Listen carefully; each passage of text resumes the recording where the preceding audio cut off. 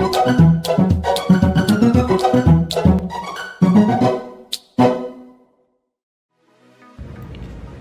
everyone, here we are to present our project's part B entitled Role of Signal Conditioning in Angular Displacement Measurement in Solar Panel.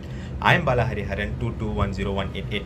First of all, signal conditioning is one of the important steps in instrumentation system, which normally involves the manipulation of a signal to prepare it for the next processing stage. The manipulations may involve amplifications, filtering, conversion, isolation, among other things. There are several types of problems may occur, such as temperature change, mechanical vibrations, calibration drift, problems of alignment, restricted range of the sensor, electrical interference, wear and tear, transmission problem of data, software and signal processing, and many more. But today I'm going to present the two most major problems. First, low voltage output. The problem of low voltage output from instrumentation system which measure angular displacement can occur due to the limitation of sensor sensitivity, often inherent in the system. The result is weak signal strength, which then becomes quite difficult to process with a great degree of accuracy. Second, excessive background noise. Excessive background noise is another big issue. It is often caused by several sources such as electromagnetic interference from other equipments such as EMI and environmental factors. Hey, good evening Series B and my fellow friends. I'm Shames Rao. Today I'm going to talk about the methods to solve problem using signal conditioning. Okay, the first problem that we have is low voltage output. For example, encoder output voltage is 100 millivolt to 1 volt. And second is the desired voltage level, which is 3.3 volt to 5 volt. Okay, the solution is the chosen method for signal conditioning is to amplify the encoder's low voltage output to a suitable level for digital logic circuits. We will use an operational amplifier Upnm configured as a non-inverting amplifier. So on your right you can see the formula that can be used to solve this problem. Next I'm going to talk about the second problem that we have, which is excessive background noise. Okay, for example, optical encoders can be susceptible to noise, which can introduce errors in the signal.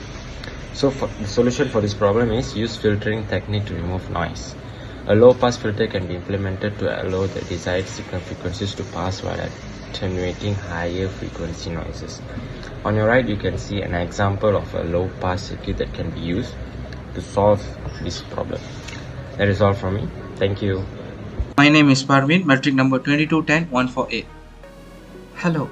Today we are tackling a common issue faced with the transducer, which is low voltage output and excessive background noise. These problems can significantly impact the performance and accuracy of your systems.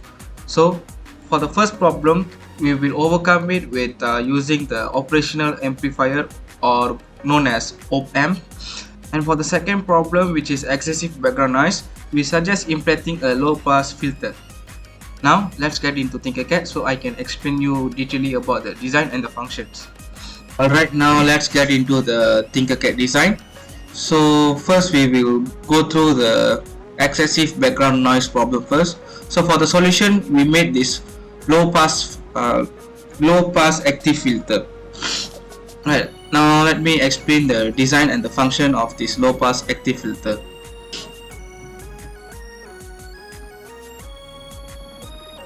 First of all, we should get the battery supply. We use two 9-volt batteries to supply the Upnm, so we can get all the components from here. Alright, first we use the two 9-volt batteries to the supply, and we connect the negative terminal of the battery to the negative rail on the breadboard, and the positive terminal of the battery to the positive rail of the breadboard. Same goes to this battery also. Then we place the Upnm across the breadboard without any initial connection between inputs. Ensure the Upnm receive power by connecting pin 4 to negative power rail and pin 7 to positive power rail. So when I say pin 4, this is the pin 4. This is pin 1, 2, 3, and this one is pin 4. We connect the pin 4 to the negative power rail, and the positive power rail was connected by pin 7, which is below pin 8. This is pin 8 and this is pin 7. We connect with positive power rail. The positive input of the op-amp is connected directly to the ground, and the negative input is connected to the input signal through a resistor. The output of the op-amp is connected to an oscilloscope for monitoring, and this is the oscilloscope. Resistors here, I say I'm gonna make this 10 kilo ohms. This is resistor, I'm gonna make 100 kilo ohm. Just make sure I have it right, okay? And this one I say I'm gonna make 0.2 microfarad the unit. Okay, so we expect a gain of 10. We expect a cop frequency about 7. So let's go ahead and set up our input, right? So our frequency is 1 first, just not gonna stick up frequency 1, so it's not gonna be cut off. The amplitude I'm gonna set pretty low at 1 because that means we expect it to be amplified at 10, so it's gonna be up to 10 volts, no DC offset, and set it as a sine wave. And let's go ahead and run, and let's see what happens here. Okay, it looks like it worked great. Okay, I mean this is hard to tell, but this is says this 1 second, so that 1 wave per second, which is 1 hertz, perfect, right? And this full scale is 20, and we are about half that, right? It goes about half up and halfway down, so we are about 10 volts, so it's working perfectly as we expect it. Okay, it's okay. So now what happened if we increase the frequency? I'll go ahead and increase it to 10. Alright, so you can see here now we have less voltage. This is closer to probably 6 volts, right? Instead of 1 to 3 plus and minus 3 on each side of the oscilloscope. So right, the filter is working. It's starting to cut off high frequency, and so if I got even higher frequency like 100 hertz, right, you can see it's way down. Now we are under a volt peak to peak voltage. Okay, so that's how we build a low pass filter. And this is the design for the op-amp circuit. We are using a non-inverting op-amp. This is because non-inverting op-amps have high input impedance, which means they draw very little current from the input source. This is beneficial because it minimizes the loading effect on the previous stage of the circuit, preserving the integrity of the input signal. It also ensures that the output voltage is in phase with the input voltage. This is important in applications where the phase relationship between input and output signals must be maintained. Alright, let's go to the components that I use. I use 2 resistors, 2 power supply, and 2 oscilloscope, and 1 function generator. Function generator is used to generate and deliver standard waveforms, typically sine and square wave, to decide under test. So to test this non-inverting op-amp working or not, let's start this simulation. We put the frequency of the function generator, which is 1000, amplitude is 2, DC offset is 0.5, and function is sine.